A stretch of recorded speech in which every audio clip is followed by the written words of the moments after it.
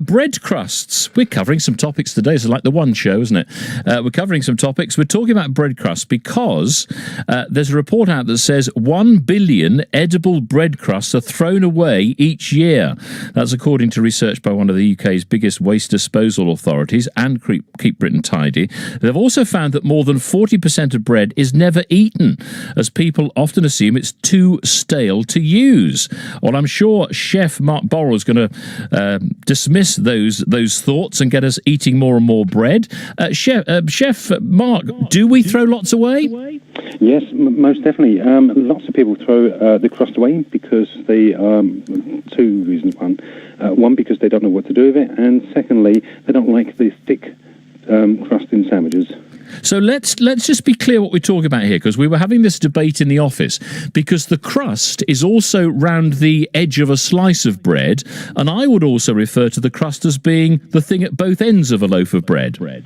Yes, you're right. The crust, what we're talking about actually, about the 1.2 billion crusts that are thrown away, are the end of the loaves. However, people do cut the crusts off the bread as well.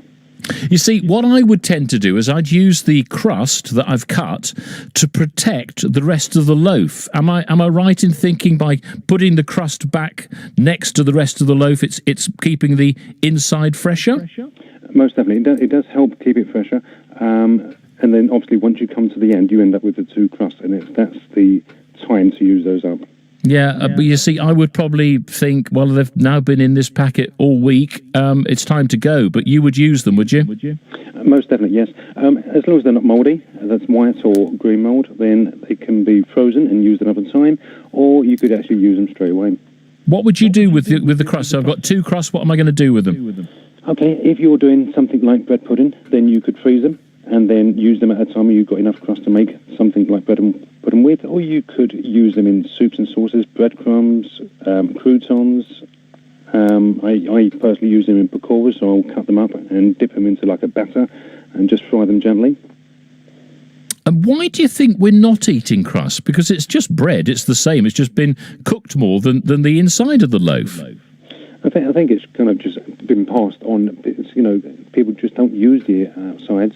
I think when we ask people why do they throw them away, because they really don't know what to do with it. Don't know what to do with it? Well, eat it.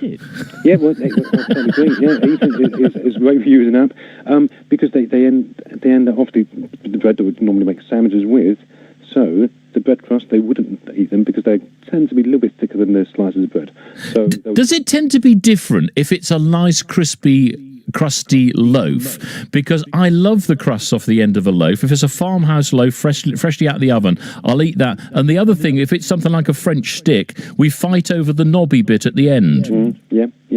It does tend to be different. It's just, I think the way the cutting process, when they cut the loaves, the bread, the kind of longer life ones, they cut the end a little bit thicker for some reason.